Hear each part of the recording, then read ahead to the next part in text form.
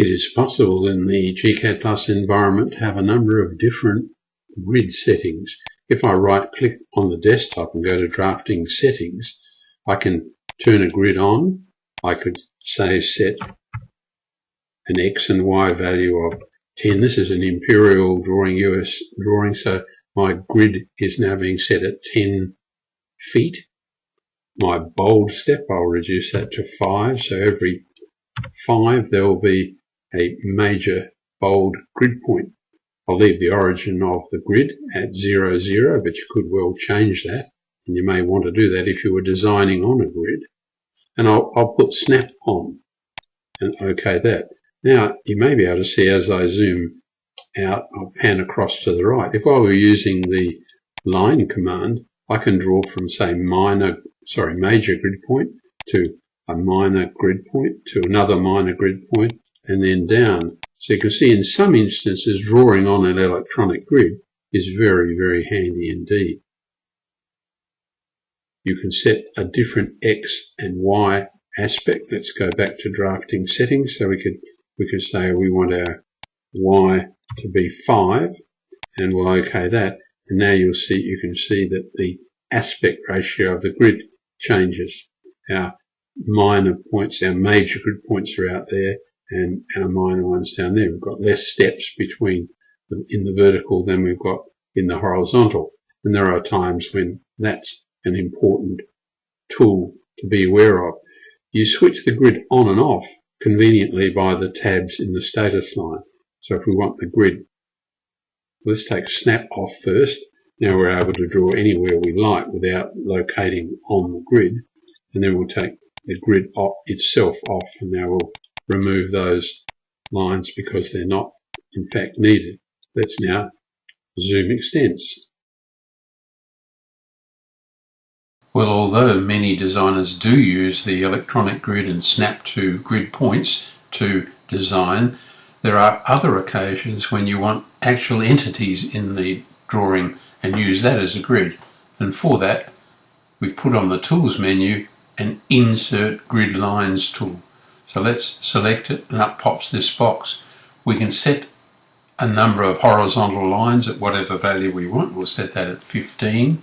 The number of vertical lines we might set at say 25. The X spacing and Y spacing can also be set. In this case, this is an Imperial drawing, so they're the 10-foot spacing.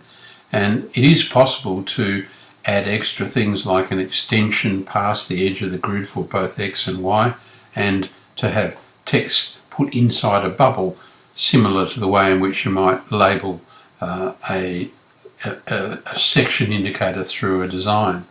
So if we say OK, the first prompt says input the point of the grid lines. I'll do it up here at the top and insert. One click and in goes the grid. Now if we zoom out a little, you can see there is the grid. It's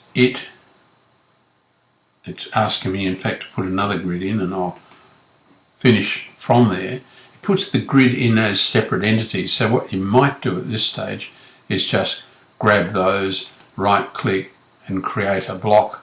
We'll call it, for the want of a better name, grid, and for a pick point we'll pick bottom left and OK that. So it's been created on its own layer, which I've called L-grid, and I've set the colour of that to a faint colour.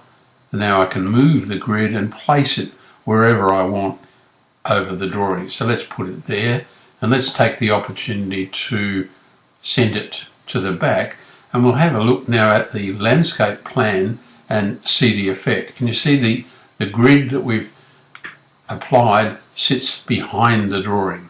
It can be used as a guide, but you can use it in lots of different ways. You could, because it's on its own layer, you could change its colour to a very faint blue, and that would be reminiscent of, so let's try and pick a very faint blue, that would be reminiscent of drawing on blue graph paper. So we'll say OK.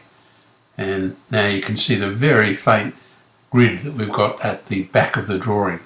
So Whether you use an electronic grid or a physical grid, as we have here, and whether you make it a block or treat it as individual lines so that you can snap to points easily, is entirely up to you as a designer. But you can see it's really handy to be able to separate entities in the design on different layers, and then you can present